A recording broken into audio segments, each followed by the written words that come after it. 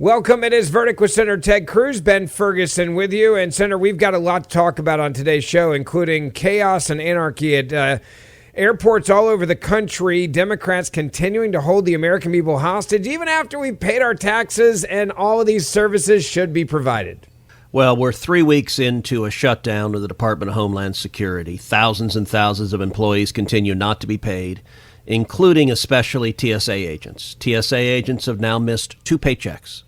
And as a consequence, a number of them are quitting their jobs. A number of them are not showing up. And the burden on them is enormous. And people are seeing it. If you're flying, we're seeing lines at airports 2, 3, as many as 4 and 5 hours long. People are missing their flights. People are missing spring break.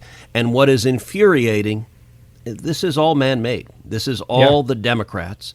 They have forced this shutdown, and they're forcing the shutdown because they hate ICE. They're forcing the shutdown because the Democrat Party is entirely about illegal aliens now instead of American citizens. We're going to break down exactly what's going on, what the impasse is, and how this is eventually going to come to resolution. We're also going to talk about the latest of what's happening in Iran, and in particular, Iran. President Trump has given Iran an ultimatum, 48 hours to open the Strait of Hormuz. We're going to explain that.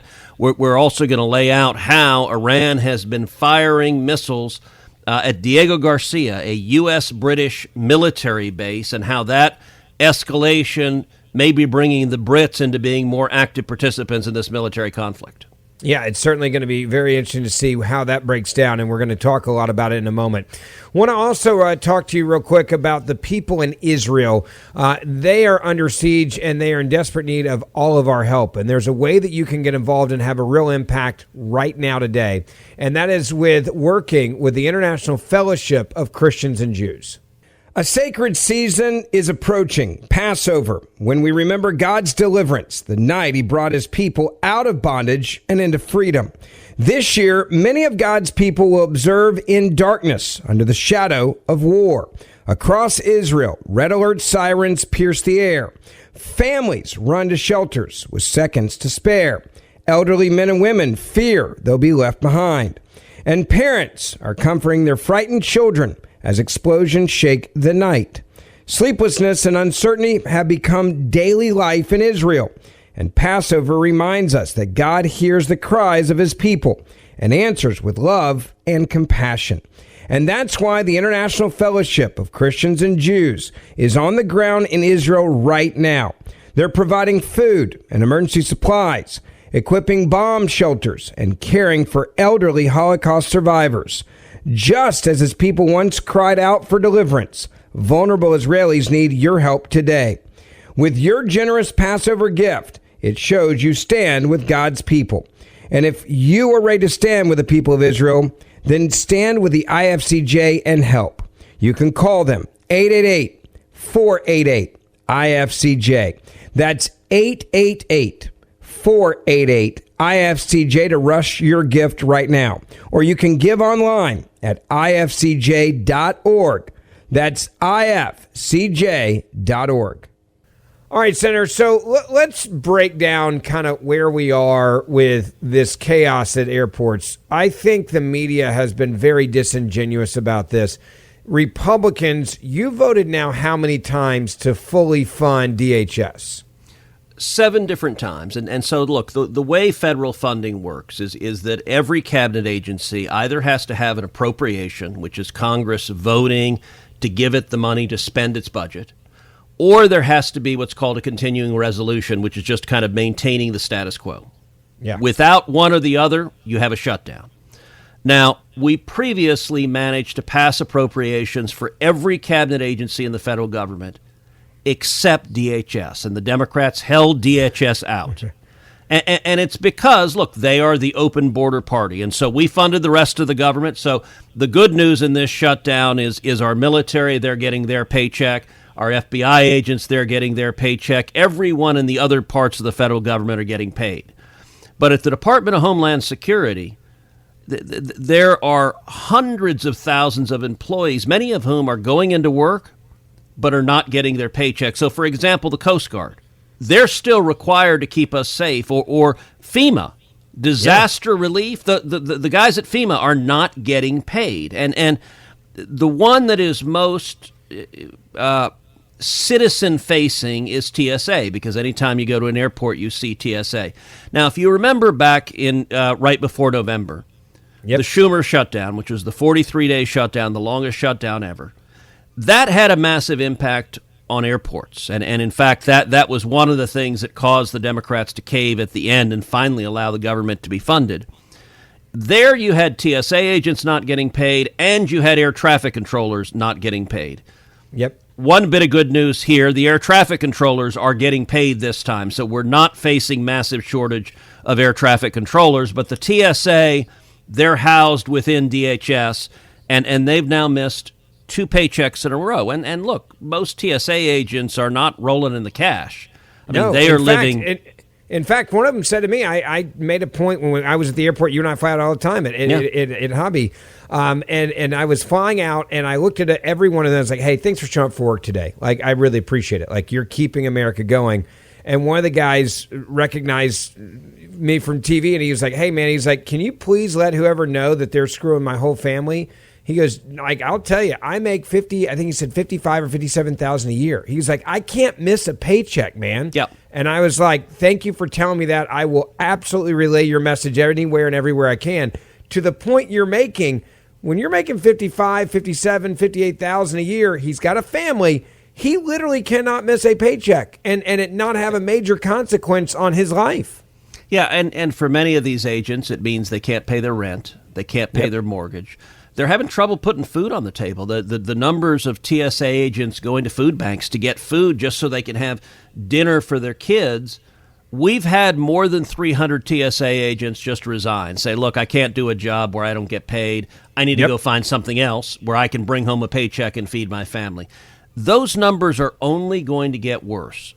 Now, look, what is driving this? And what's driving this is the Democrat Party has decided they hate ICE. And this is all about ICE is evil, we must stop ICE. Now, can I tell you the most crazy, ridiculous irony of the shutdown? What's that? ICE is getting paid.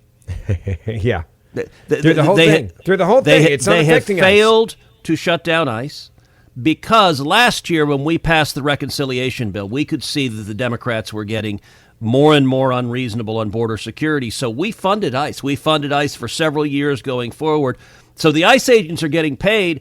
And by the way, the Democrats know this. So understand, if you're waiting 4 hours at an airport, the Democrats aren't doing this because they want to defund ICE. They're doing it just because they want to show their base they hate ICE so much that they're going to shut down the TSA. And it has zero impact on ICE whatsoever. But look, I got to tell you the amazing thing.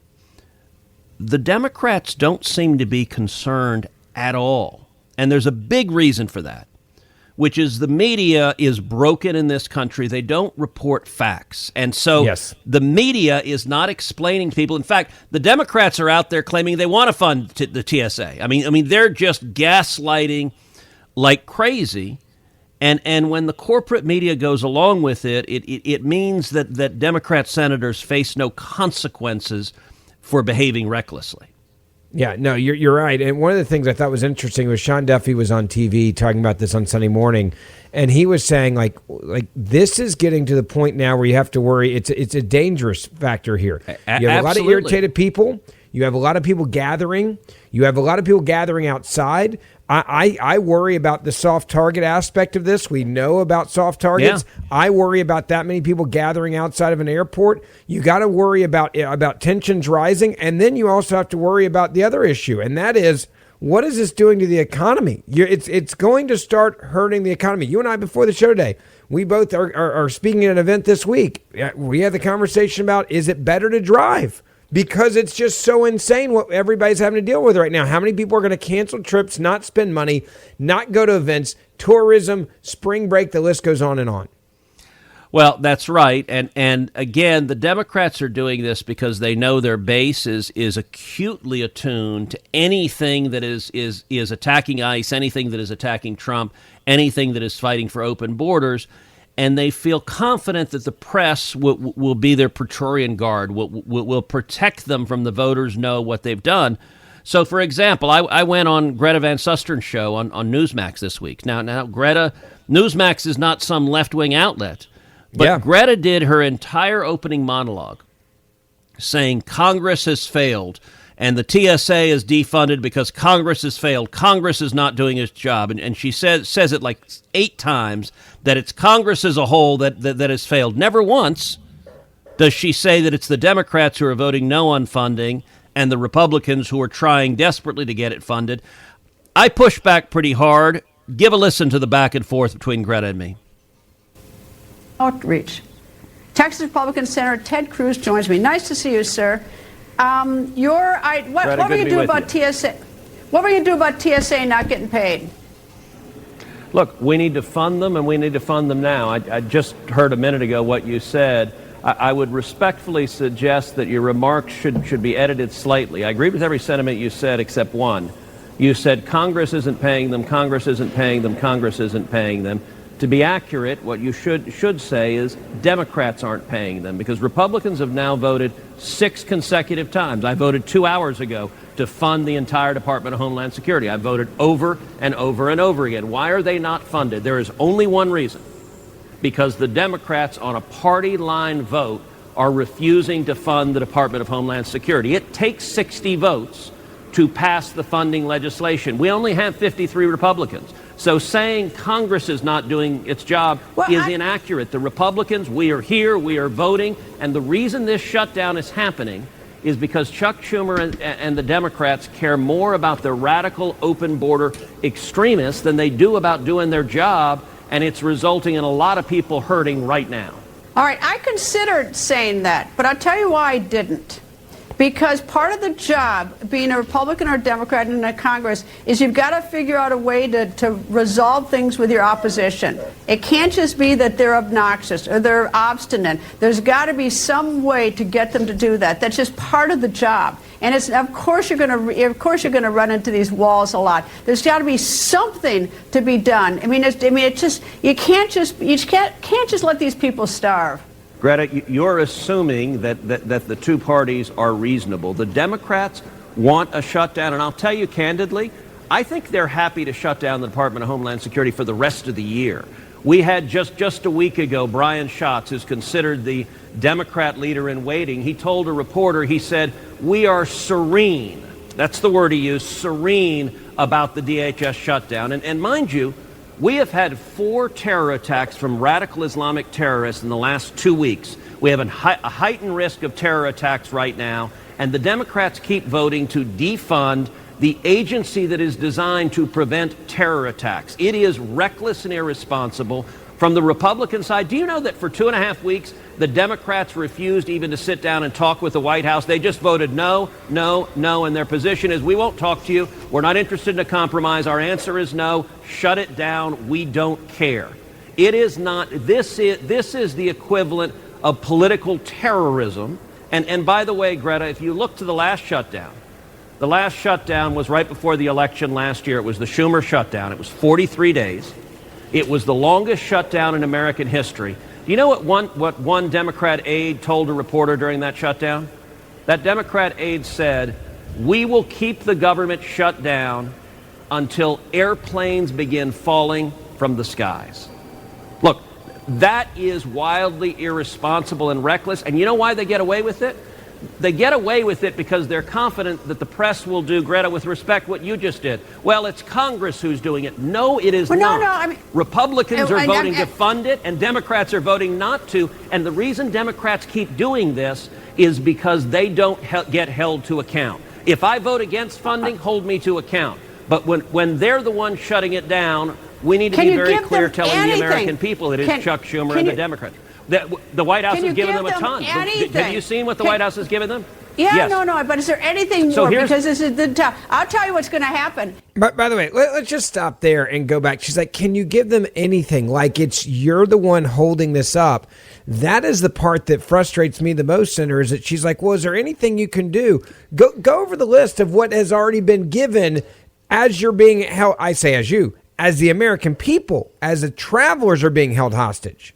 Well, and let's take more fundamentally, the DHS appropriations bill was a bipartisan bill negotiated between Republicans and Democrats that came out of the Appropriations Committee with bipartisan support. So the Democrats had all of these different reforms that they put into DHS that Republicans agreed to. By the way, none of those reforms have happened because they won't allow it to be funded. Yeah. The White House has been trying to negotiate with Democrats, although, as I said, for more than 2 weeks, the Democrats wouldn't even meet. They had nothing to say. This was while TSA was not getting paid, while DHS was not getting paid. The Democrats' position was, nope, we won't even sit and talk.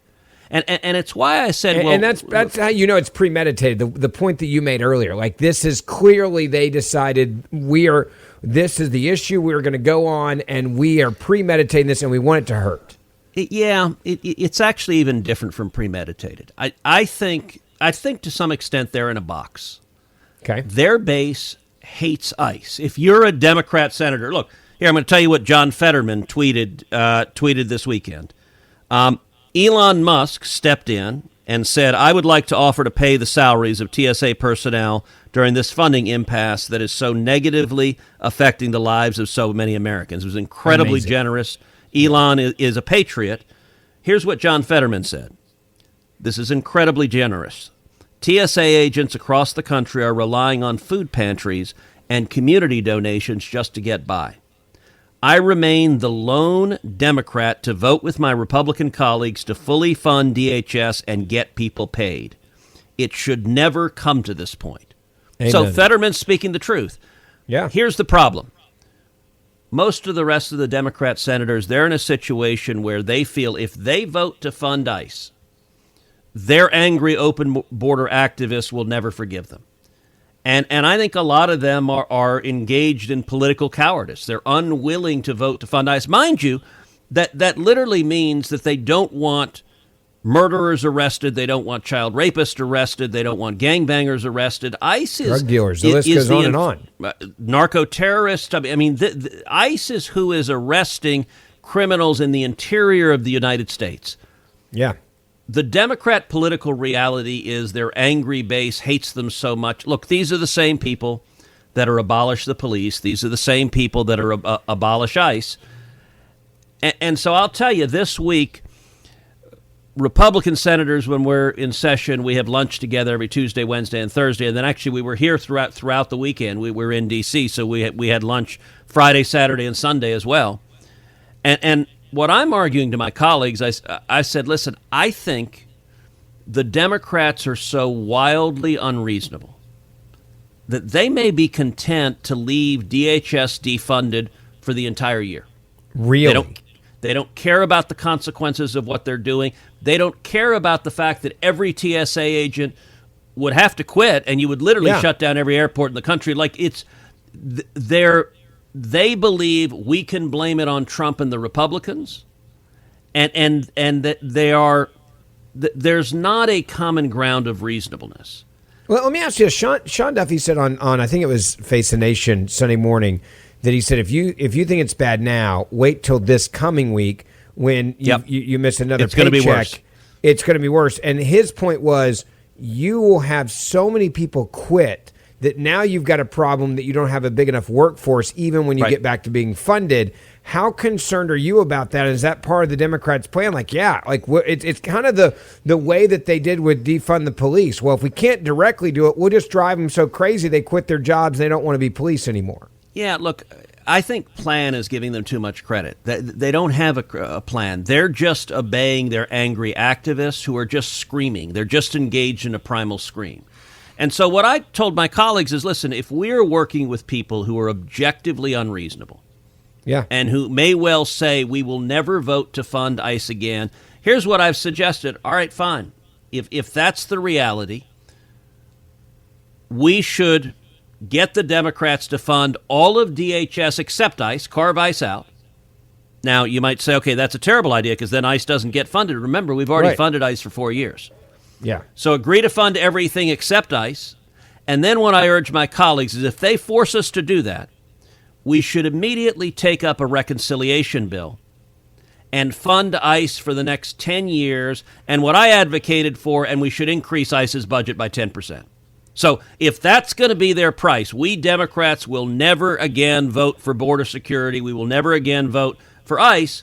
Yeah. Then at the end of the day, the only way I see to solve this problem, reconciliation, remember we've talked about this before, it is the one procedural mechanism the Senate can use that does not require 60 votes. Yeah. That just Republicans can pass it. And so if the Democrats would agree, we'll fund all of DHS except ICE, the next week we should come back and do a reconciliation and fund ICE for a decade, because I'm not convinced that these loons are going to change their mind in the next 10 years. I want you to pause what you're doing for just 1 minute, and I want you to hear about Alejandra. She lives in a remote community with very few resources and little to no health care. So when Alejandra gets sick, her parents have no real options, no doctors in their community, and no money for real medical care. By the third day, her body was shutting down. She woke up and just long enough to tell her mom, I can't take the pain anymore. I can't keep going. Her parents drove hours to find a doctor who tried everything, but she needed a private hospital, and that was impossible for her family to afford. And that is when Compassion International stepped in.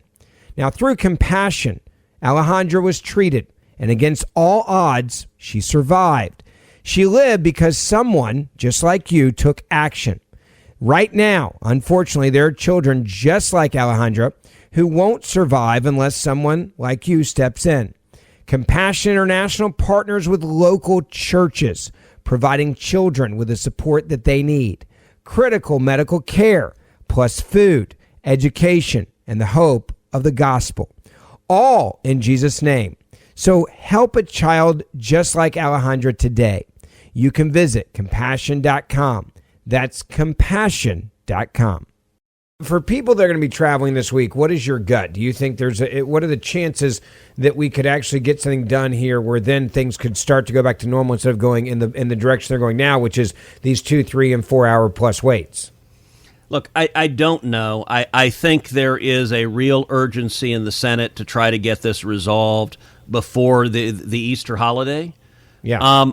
The question is, are the Democrats going to budge? There are a few of the kind of the Democrats who occasionally will reach a deal, who are making noises like they want to, but Chuck Schumer doesn't care. Chuck Schumer is terrified of being primaried from the left. And in fact, I want to read a little bit from a story in the Wall Street Journal about Chuck Schumer. So he has been wildly left-wing.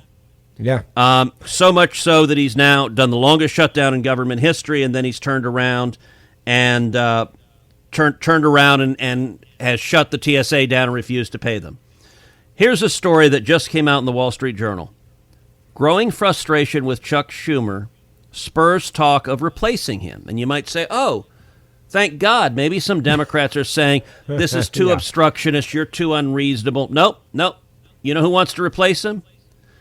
The left wing, because he's not burn it down enough. Yeah. And let me read the beginning of this article. Senator Chris Murphy was dining with progressive activists at a French restaurant in Washington's Georgetown neighborhood. Could you be more cliche as a Democrat than that? I suppose maybe a vegan French restaurant would make it even better.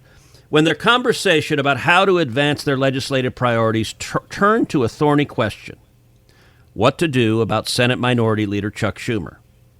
To the surprise of some attendees, the Connecticut Democrat, a rising star in the party's left flank, responded that some lawmakers had been doing informal counts to see whether enough votes existed to remove the New York Democrat from his leadership position, according to people familiar with the mid-February dinner.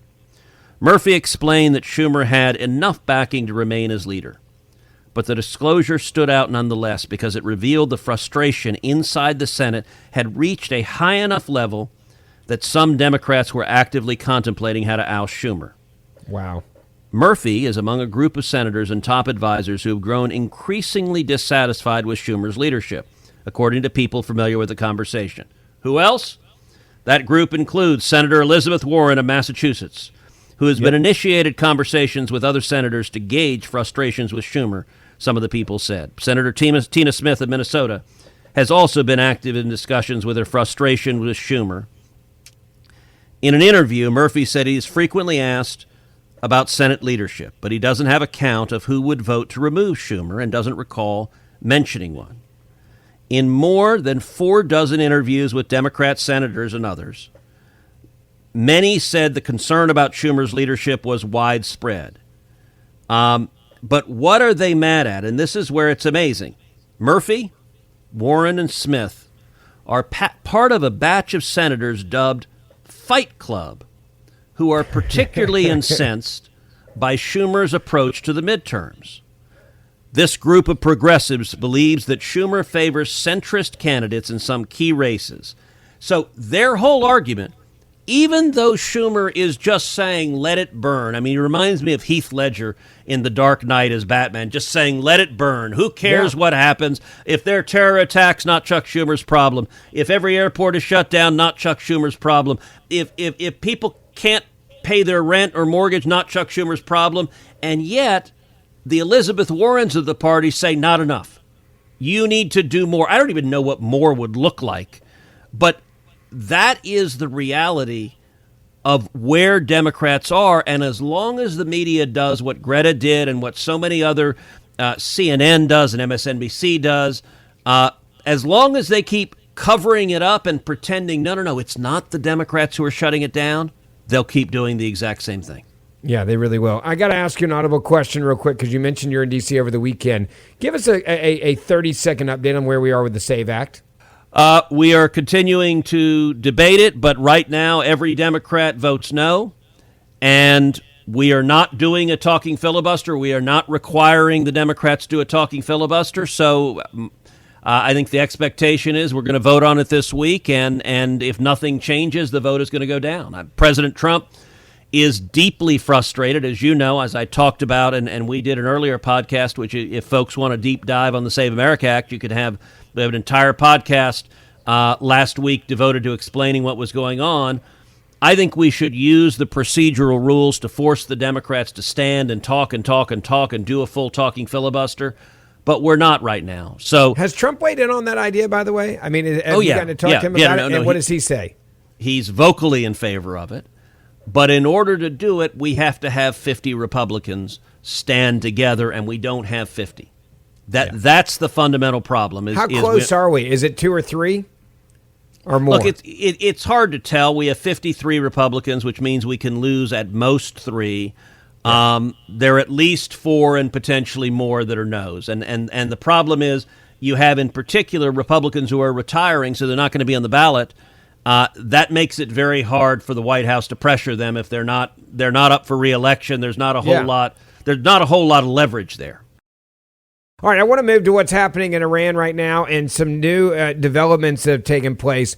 You have a new threat from the President of the United States of America, giving Iran, and I'm quoting, 48 hours to reopen the Strait of Hormuz, or the U.S. will obliterate Iran's power plants. Explain why that has not already been done. I've actually had a lot of people ask me, they're like, well, why didn't we hit those right away? There's a lot of people that don't understand the nuance of that. One reason is, when you do these types of attacks in war, you don't want to punish innocent people. And so many times you won't go after those power plants unless those power plants are directly being used by terrorists or by the enemy to harm you. That's when it can come into an XYZ kind of debate. But explain now why the president has ratcheted this up. And look, every time he gives a timeline, he doesn't ever bluff, it seems like. There's one thing that's consistent. You got 10 days to figure something out or 48 hours, you better listen to the president. So what the president put out on Truth Social, he said, if Iran doesn't fully open without threat the Strait of Hormuz within 48 hours from this exact point in time, the United States of America will hit and obliterate their various power plants, starting with the biggest one first. That's a very specific commitment. Yeah. The time frame is exact, and you're right. There is a long pattern of those who test President Trump's time frame ending up on the losing end of things. This military conflict to date, and in the 3 weeks that we've been engaged in it, the U.S. military has been focused on military targets. It's been focused on air defense systems. It's been focused on short and medium-term ballistic missiles. It's been focused on launchers for missiles. It's been focused on factories and production facilities for missiles. Same thing for drones. It's been focused also on Navy ships. It's been focused on top personnel, and many of the top personnel have been taken out. Look, in military conflict, it is a significant thing if you destroy the economic infrastructure of a country, because when this military conflict ends, presumably Iran is going to be able to need to function as a country. And if its ability to provide power, if its ability to, its main source of revenue is selling oil, if we take out the ability to generate oil production, that would have a devastating impact on the economy of Iran, much more so than it has already happened, if all of that infrastructure is taken out. And once it's taken out, it can take years and years and years to rebuild. And one of the challenges, look, with ordinary leaders, cost-benefit analysis can work. Yeah. Here you've got radical Islamist clerics who, frankly, don't give a damn if the people suffer. And so I'm not sure if this threat will produce different consequences. I think everything that has unfolded over the last 3 weeks was reasonably able to be anticipated, and yet the Ayatollah and the mullahs, they charge down the road anyway. But I think the president is frustrated with the Strait of Hormuz being shut down. That's having significant effect on oil prices and gasoline prices. I will say also, if you look at what we have done in the Navy, here's what the chief of CENTCOM said. More than 8,000 Iranian targets have been hit. Wow. 130 vessels have been destroyed, which is the largest elimination of a Navy since World War II. And that was from Central Command Commander Admiral Brad Cooper. This is that's incredible. Staggering. Yeah. And yet much of the Iranian military leadership is no longer with us. So those effects are quite significant. We have degraded their ability to wage war massively. But the question is, what is it going to take to bring this to an end? And I think the objective from the very beginning should be to collapse this regime. I don't particularly care who runs Iran after the Ayatollah. I just would like to see Iran led by a leader who is not a radical theocratic Islamist who wants to murder Americans and who is murdering Americans. The reason President Trump launched this attack is because Iran has murdered nearly 1,000 Americans. They've been actively funding terrorism, attacking Americans, and this is an opportunity to put that to an end. Yeah, it really is. Final question on this. You have the real prospect now the UK could be brought into this. I actually think that's a good thing if they're brought in. We need more people involved than just us and Israel in a big way. Your reaction to that after this base has been attacked that is a joint base? Well, Diego Garcia is a military base that is in the Indian Ocean, and it has a prime location to project power throughout the Middle East and throughout much of Asia. It is a base of the United Kingdom, a British base, but they share it with the United States, so we both have access and use it. I will tell you, by the way, I've been very active concerning Diego Garcia because, unfortunately, Keir Starmer, the very left-wing Prime Minister of the United Kingdom, is talking about entering into an agreement to give Diego Garcia, to give the Chagos Islands. Chagos Islands are a series of islands in the Indian Ocean. Give them to Mauritius, a country that is very close to China.